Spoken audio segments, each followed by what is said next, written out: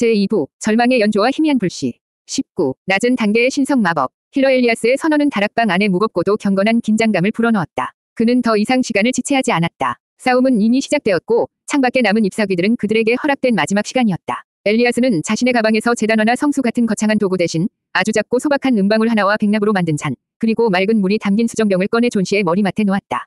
이것이 그가 행할 낮은 단계의 신성 마법을 위한 최소한의 도구였다. 그는 먼저 백납 잔의 수정병에 물을 따랐다. 그러고는 눈을 감고 아주 나지막한 목소리로 노래하듯 주문을 외우기 시작했다. 그것은 세상에 알려진 언어가 아니었다. 태초에 빛이 처음 소리를 내었을 때 울려 퍼졌을 법한 부드럽고 맑은 음절들이었다. 슈는 그 소리를 듣고 있자니 미친 듯이 요동치던 자신의 심장이 조금씩 차분하게 가라앉는 것을 느꼈다. 베어먼 역시 잔뜩 굳어있던 어깨에 힘을 저도 모르게 살짝 풀었다. 엘리아스의 주문은 공간 그 자체를 정화하고 듣는 이의 영혼을 안정시키는 힘을 가지고 있었다. 주문이 계속되는 동안 백납 잔에 담긴 평범한 물이 서서히 변화하기 시작했다. 물의 표면에서부터 은은한 빛의 입자들이 피어오르더니 이내 잔 전체가 새벽의 여명처럼 부드러운 빛을 발산했다. 엘리아스는 노래를 멈추고 빛나는 물에 자신의 손가락을 담갔다. 그리고 그 손가락으로 존시의 이마와 양손목, 발목에 작은 빛의 인장을 새겼다. 아이의 몸을 외부의 사악한 기운으로부터 보호하고 신성한 힘이 드나들 수 있는 통로를 여는 위식이었다. 본격적인 치유는 그 후에 시작되었다. 엘리아스는 다시 존시의 곁에 자리를 잡고 이전처럼 허공에 두 손을 올려놓았다. 하지만 이번에는 단순히 영혼을 들여다보는 것을 넘어 적극적으로 그의 힘을 존시의 내부로 흘려보내기 시작했다. 그의 손바닥에서 흘러나온 빛은 이전보다 훨씬 더 농밀하고 따스했다. 그것은 더 이상 안개가 아니었다. 마치 녹인 황금을 가늘게 뽑아낸 실처럼 선명하고 강력한 빛의 흐름이었다. 빛의 실타래는 존시의 몸 안으로 흘러들어가 어둠에 잠식된 영혼의 길을 하나씩 더듬어 나아갔다.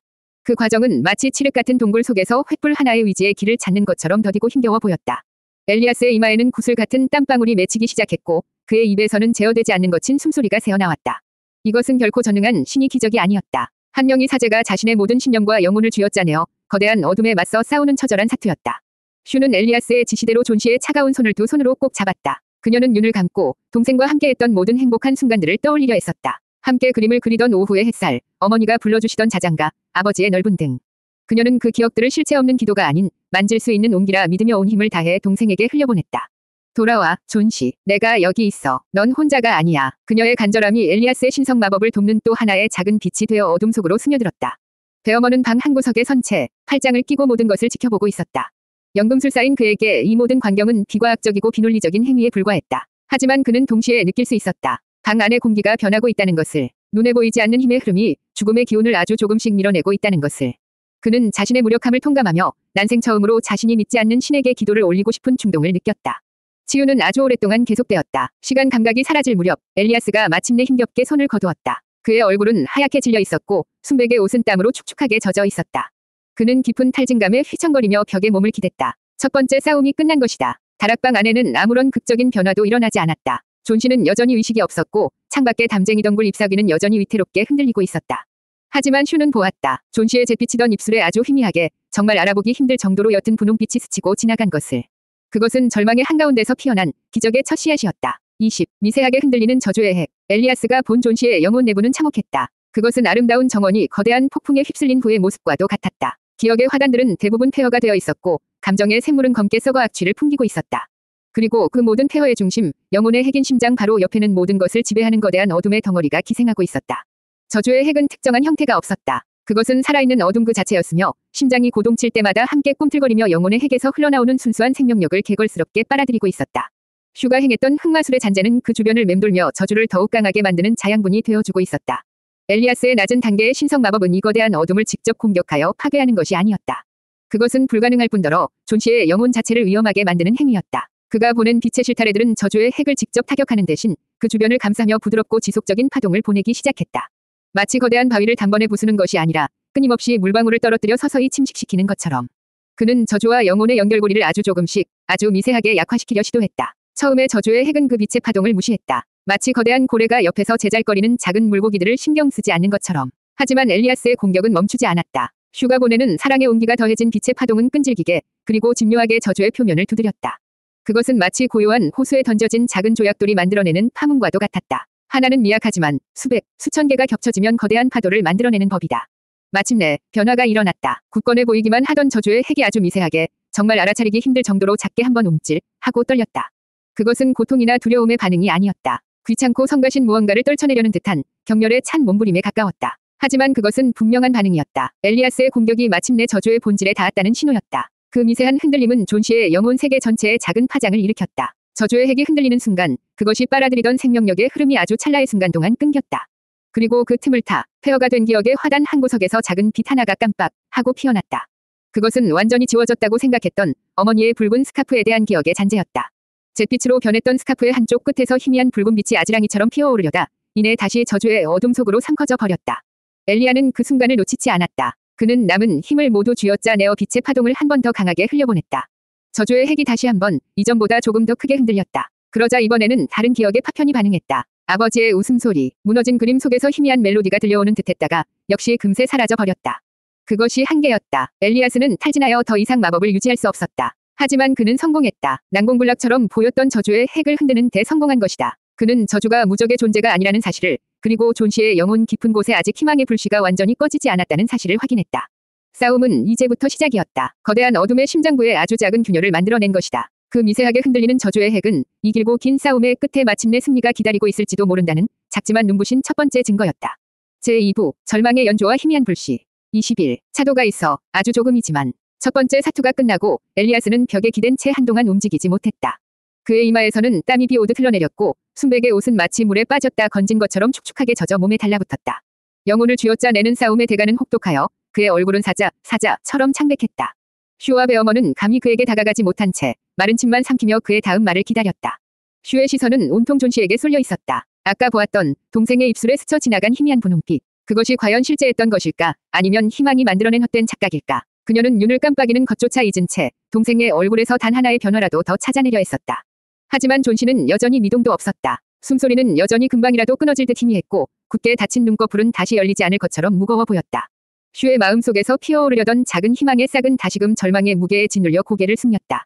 한참의 침묵 끝에 엘리아스가 마침내 힘겹게 입을 열었다. 그의 목소리는 갈라져 있었지만 그 안에는 분명한 확신이 담겨 있었다. 차도가 있어. 그 한마디에 슈의 고개가 번쩍 들렸다. 베어먼 역시 날카로운 눈으로 엘리아스를 쏘아보았다. 아주 조금이지만 엘리아스는 병에서 몸을 떼고 휘청거리는 걸음으로 다시 존 씨의 곁으로 다가갔다. 그는 존 씨의 손목을 부드럽게 들어올려 맥박이 뛰는 곳에 자신의 손가락을 가만히 얹었다. 육체의 변화는 거의 없습니다. 맥박은 여전히 미약하고 호흡 또한 불안정하지요. 하지만 영혼의 흐름은 다릅니다. 제가 처음 이곳에 왔을 때 이 아이의 영혼은 죽음을 향해 흘러가는 강물처럼 한 방향으로만 흐르고 있었습니다. 그 어떤 저항도 거스름도 없이 그저 소멸을 향해 나아가고 있었지요. 하지만 지금은 다릅니다. 그는 슈를 돌아보았다. 그의 지친 눈동자에는 따스한 미소가 깃들어 있었다. 강물 속에 아주 작은 소용돌이가 생겨났습니다. 멈추려는 의지, 살아가려는 본능이 만들어낸 작지만 분명한 저항입니다. 당신이 아이의 손을 잡고 불어넣어준 사랑의 기억들이 아이의 영혼 깊은 곳에 잠들어 있던 생명의 불씨를 다시 지핀 겁니다. 저주의 핵은 그 예기치 못한 저항에 당황하여 이전처럼 거침없이 생명력을 빨아들이지 못하고 있습니다. 아주 미세한 균열이 생긴 것이지요. 그렇다면 존 씨는 나을 수 있는 건가요? 슈가 떨리는 목소리로 물었다. 그녀의 눈에는 어느새 뜨거운 눈물이 가득 차올라 있었다. 장담할 수는 없습니다. 엘리아스는 냉정하지만 정직하게 대답했다. 저주의 힘은 여전히 아이의 영혼보다 압도적으로 강합니다. 오늘 만들어낸 이 작은 균열은 하룻밤만 지나도 저주가 다시 메어버릴 겁니다. 싸움은 이제부터가 시작입니다. 매일 저주가 다시 힘을 회복하기 전에 빛의 파동으로 균열을 두드려야 합니다. 그렇게 아주 조금씩 아주 서서히 저주의 영역을 줄여나가야만 합니다. 아이의 영혼이 스스로 저주를 밀어낼 힘을 되찾을 때까지. 그것은 희망이었지만 동시에 앞으로 닥쳐올 시련에 대한 예고이기도 했다. 베어먼이 무거운 목소리로 물었다. 자네의 몸은 버틸 수 있겠나? 자네의 신성력에도 한계가 있을 텐데 제 몸이 부서지는 한이 있더라도 저 아이의 영혼이 꺼지는 것을 보고만 있지는 않을 겁니다. 엘리아스는 단호하게 말했다. 그의 대답은 종교적인 신념을 넘어선 한 생명에 대한 순수한 헌신이었다. 그는 비틀거리며 자신의 가방을 챙겨들었다. 내일 다시 오겠습니다. 그때까지 아이의 곁을 지키며 계속해서 말을 걸어주십시오. 행복했던 기억들, 즐거웠던 순간들을 이야기해 주십시오. 당신의 목소리가 아이에게는 어둠 속에서 길을 잃지 않게 해주는 유일한 등불이 될 겁니다. 엘리아스는 그 말을 남기고 베어먼의 부축을 받으며 다락방을 나섰다. 방 안에 홀로 남은 슈는 다시 존 씨의 손을 잡았다. 아까보다 아주 조금, 정말 아주 조금 더 따뜻해진 것 같은 온기. 그것은 그녀가 지난 몇 주 동안 느껴보지 못했던 살아있다는 감각이었다. 그녀는 동생의 귓가에 조용히 속삭이기 시작했다. 함께 처음으로 눈을 보았던 날의 이야기, 몰래 숨겨둔 쿠키를 나눠 먹었던 이야기. 그녀의 이야기는 밤이 깊어가는 다락방 안에서 꺼져가는 생명의 불씨를 지키는 따뜻한 주문이 되어 울려 퍼졌다. 22. 일주일간의 사투. 그날 이후 다락방은 조용한 전쟁터가 되었다. 시간은 더 이상 해가 뜨고 지는 것으로 나뉘지 않았다. 그들에게 시간은 오직 창밖 담쟁이던 굴에 남은 잎사귀 수로만 측정될 뿐이었다. 일주일, 길고도 짧은 그 시간 동안 세 명이 어르는 한 아이의 꺼져가는 영혼을 붙잡기 위해 각자의 자리에서 처절한 사투를 벌였다. 매일 같은 시각, 엘리아스는 약속처럼 다락방을 찾아왔다. 그의 얼굴은 날이 갈수록 수척해져 갔지만 존 씨의 곁에 앉아 치유의 빛을 보낼 때만큼은 그의 눈빛은 흔들림이 없었다. 그는 매일 자신의 생명력을 깎아내어 저주의 핵에 생긴 미세한 균열을 집요하게 파고들었다. 그의 신성 마법은 존 씨를 극적으로 회복시키지는 못했지만 분명 저주의 잠식 속도를 늦추고 있었다. 존 씨는 여전히 의식이 없었지만 잿빛이던 뺨에 아주 희미한 혈색이 돌기 시작했고 밤마다 그녀를 괴롭히던 마른 기침 소리가 조금씩 잦아들었다. 슈는 엘리아스가 싸우는 동안 그리고 그가 떠나간 후에도 단 한순간도 존 씨의 곁을 떠나지 않았다. 그녀는 이제 존 씨의 육체적인 간호인이자 영혼의 길잡이였다. 그녀는 쉴 새 없이 동생에게 말을 걸었다. 과거의 모든 행복했던 기억들을 끄집어내어 생생하게 들려주었다. 그녀의 목소리는 때로는 노래가 되고 때로는 자장가가 되어 존 씨의 의식 깊은 곳으로 스며들었다. 그녀는 잠조차 동생의 손을 잡은 채 의자에 앉아 쪽잠을 자는 것으로 대신했다. 그녀는 믿었다. 자신의 목소리가, 자신의 온기가 존 씨를 어둠의 강저편으로 떠내려가지 않게 붙잡아주는 튼튼한 밧줄이 될 것이라고. 베어먼은 두 사람의 싸움을 묵묵히 지원했다. 그는 더 이상 자신의 공방에서 기이한 연기를 피워 올리지 않았다. 대신 그는 매일같이 영양이 풍부한 수프와 약초를 다려 다락방 문 앞에 가져다 놓았다. 지쳐가는 엘리아스와 슈가 쓰러지지 않도록 하기 위함이었다. 그는 방 안에 들어와 싸움을 방해하지는 않았지만 늘 계단 아래쪽 어둠 속에 서서 위층의 기척에 귀를 기울였다. 연금술사인 그는 빛의 기적을 믿지 않았지만 한 아이를 살리려는 두 사람의 처절한 의지만큼은 존중했다. 그는 만약의 사태, 즉 엘리아스의 신성 마법이 실패하고 저주가 폭주하는 최악의 상황에 대비해 자신만의 방식으로 마지막 수단을 준비하고 있었다. 사투가 나흘째 되던 날, 위기가 찾아왔다. 밤새 몰아친 거센 비바람이 기어이 담쟁이 덩굴 잎사귀 두 개를 동시에 떨어뜨리고 만 것이다. 그 순간 평온을 유지하던 존 씨의 상태가 급격히 나빠졌다. 아이의 몸이 차갑게 식기 시작했고 입술에 희미하던 혈색이 순식간에 사라졌다. 며칠간의 노력이 물거품이 되는 듯한 절망적인 순간이었다. 하지만 이전과는 달랐다. 잎사귀가 떨어졌음에도 불구하고 존 씨의 영혼과 연결된 그림들은 더 이상 먼지가 되어 사라지지 않았다. 다만 그림 속 색채가 이전보다 조금 더 옅어지는 데 그쳤을 뿐이다. 다음 날 아침, 다락방을 찾은 엘리아스는 땀을 뻘뻘 흘리며 평소보다 2배의 시간 동안 치유 마법을 시전했다. 사력을 다한 그의 노력 끝에 존 씨의 상태는 간신히 이전 수준으로 회복되었다. 그것은 끔찍한 위기이자 동시에 희망의 증거였다. 엘리아스의 마법이 저주와 영혼의 연결고리를 약화시켜 외부의 충격으로부터 영혼을 보호하는 최소한의 방어막 역할을 하고 있다는 증명이었기 때문이다. 일주일이 지났을 때 다락방의 세 사람은 모두 녹초가 되어 있었다. 엘리아스는 금방이라도 쓰러질 것처럼 위태로워 보였고 슈의 눈은 깊게 폐업행했다. 하지만 그들은 포기하지 않았다. 창밖에는 아직 10개가 넘는 잎사귀가 남아있었다. 일주일간의 사투는 그들에게서 많은 것을 앗아갔지만 동시에 무엇과도 바꿀 수 없는 작은 희망과 함께 싸우고 있다는 단단한 유대감을 남겨주었다. 싸움은 아직 끝나지 않았다. 제2부 절망의 연조와 희미한 불씨. 23. 모든 것을 건 마지막 치유의식. 일주일간의 사투는 그들에게 작은 희망과 함께 냉혹한 현실을 깨닫게 해주었다. 엘리아스의 신성 마법은 분명 저주의 진행을 늦추고 있었지만 그것은 어디까지나 임시방편에 불과했다. 저주의 핵은 여전히 존 씨의 영혼 깊은 곳에 굳건히 뿌리내리고 있었고 그들이 간신히 벌어놓은 시간을 비웃기라도 하듯 창밖의 잎사귀들은 하루에 한두 개씩 꾸준히 떨어져 나갔다.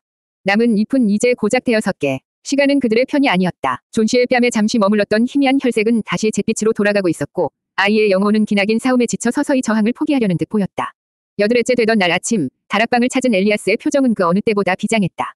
밤새 잠을 이루지 못한 듯 그의 눈은 깊게 패여 있었지만 그 안에는 무언가 결연한 의지가 담겨 있었다.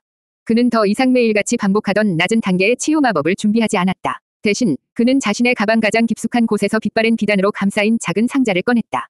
더 이상 이 방법으로는 안 되겠습니다. 엘리아스가 무거운 목소리로 말했다. 그는 상자를 열어 그 안에 든 물건을 조심스럽게 꺼냈다. 그것은 그의 심장 크기만 한 눈물방울 모양의 순백색 수정이었다. 수정은 스스로 빛을 내지는 않았지만 다락방의 희미한 빛을 모두 빨아들여 그 안에 가두는 듯 깊고 맑은 광채를 띠고 있었다. 이것은 영혼의 눈물이라 불리는 성물입니다. 대대로 저희 교단에서 가장 순수한 영혼을 지닌 힐러가 자신의 생명력과 신성력을 평생에 걸쳐 축적해 만드는 치유의 정수이지요. 저는 아직 이것을 온전히 제어할 힘이 부족합니다. 하지만 지금은 선택의 여지가 없습니다. 그는 슈와 베어먼을 똑바로 바라보았다. 그의 눈빛은 이것이 마지막 제안임을 말하고 있었다. 오늘 밤 이 영혼의 눈물을 이용해 제 모든 것을 건 마지막 치유의식을 거행하려 합니다. 낮은 단계의 마법으로 저주를 흔드는 것이 아니라 제 모든 신성력과 생명력을 한꺼번에 폭발시켜 저주의 핵을 단번에 정화하는 시도입니다. 이것은 거대한 도박입니다. 그의 목소리는 떨림 없이 단호했지만 슈는 그 안에 담긴 끔찍한 무게를 느낄 수 있었다. 의식에 성공한다면 저주는 소멸하고 아이는 살 수 있을 겁니다. 하지만 만약 실패한다면 엘리아스는 잠시 말을 잇지 못했다. 강력한 신성력과 저주가 정면으로 충돌하는 그 충격을 아이의 영혼이 견디지 못하고 그대로 부서져 내릴 수도 있습니다. 즉사하거나 영원히 깨어날 수 없는 빈 껍데기가 되어버릴 수도 있다는 뜻입니다. 그리고 저 역시 모든 힘을 소진한 대가로 목숨을 잃게 될 가능성이 높습니다. 그것은 희망이 아니었다. 벼랑 끝에 선 자에게 주어진 천국과 지옥이 동시에 걸린 잔인한 선택지였다. 슈의 온몸이 차갑게 식어내렸다. 서서히 죽어가는 동생을 지켜보는 것과 단 한 번이 도박의 동생의 모든 것을 거는 것. 어느 쪽이 더 끔찍한 일인지 가늠할 수조차 없었다. 그녀는 잠든 존 씨의 깡마른 얼굴을 내려다보았다. 이대로라면 어차피 존 씨는 죽는다. 그렇다면 단 1%의 가능성이라도 있다면 그녀는 기꺼이 그 지옥 불에라도 뛰어들어야만 했다. 해주세요. 슈가 거의 들리지 않는 목소리로 속삭였다. 그녀는 고개를 들어 엘리아스를 바라보았다. 눈물로 흐려진 시야 속에서도 그녀의 눈빛만큼은 흔들리지 않았다. 제 동생을 살릴 수 있는 마지막 기회라면 그렇게 해주세요. 베어먼은 아무 말 없이 벽에 기댄 채 눈을 감고 있었다. 그는 이 비논리적인 기적 노름에 동의할 수 없었다. 하지만 그는 동시에 슈의 절박한 선택을 막을 수도 없었다. 그는 그저 이 모든 것이 최악의 결과로 끝났을 때 자신이 해야 할 일을 조용히 준비할 뿐이었다. 그날 밤 다락방은 성스러운 의식을 위한 재단으로 변했다. 엘리아스는 바닥에 굵은 소금으로 복잡한 마법진을 그렸고 존 씨의 침대를 그 중앙으로 옮겼다. 그는 방위 내 귀퉁이에 축복받은 백납으로 만든 촛대를 놓고 불을 밝혔다. 그리고 마침내 마지막 준비를 마친 그는 마법진의 중앙 존 씨의 머리맡에 영혼의 눈물을 내려놓았다. 밖에서는 마치 이들의 마지막 도박을 시기라도 하듯 그 어느 때보다 거센 비바람이 창문을 미친 듯이 두드리고 있었다. 모든 것을 건 마지막 치유 의식이 시작되려 하고 있었다. 24. 거창한 주문, 처참한 결과. 자정이 되자 엘리아스는 존 씨의 침대 발치에 무릎을 꿇고 앉았다. 그는 두 손을 모아 기도를 올린 뒤 마법진의 중앙에 놓인 영혼의 눈물 위에 자신의 손을 얹었다. 그리고 이전과는 비교할 수 없을 정도로 깊고 장엄한 고대의 언어로 된 주문을 읊기 시작했다. 그의 목소리는 처음에는 나지막했지만 점차 힘을 얻어 다락방 전체를 울리는 거대한 성가처럼 울려 퍼졌다. 주문이 시작되자 영혼의 눈물이 격렬하게 반응했다. 이전까지 방 안에 빛을 빨아들이기만 하던 수정이 이제는 그 안에 응축되어 있던 모든 빛을 한꺼번에 토해내기 시작했다. 순백의 빛은 처음에는 부드러운 안개처럼 피어오르다 이내 눈을 뜰 수 없을 정도로 찬란한 빛의 기둥이 되어 다락방의 천장을 뚫을 듯이 솟구쳐 올랐다. 다락방은 더 이상 어둡고 눅눅한 공간이 아니었다. 마치 태양의 심장부 안에 들어온 것처럼 온 세상이 하얗게 불타는 듯했다. 빛의 기둥은 존 씨의 몸을 관통하여 그녀의 영혼 가장 깊은 곳에 기생하고 있는 저주의 핵을 향해 일직선으로 내리꽂혔다. 그 순간 미동도 없이 누워있던 존 씨의 몸이 허공으로 솟구쳤다가 침대 위로 거칠게 내동댕이 쳐졌다. 아이의 입에서 인간의 것이라고는 믿을 수 없는 날카로운 비명이 터져나왔다. 그것은 존 씨의 목소리가 아니었다. 그녀의 영혼 속에 깃들어 있던 저주가 신성한 빛의 공격에 고통스러워하며 지르는 단말마의 비명이었다.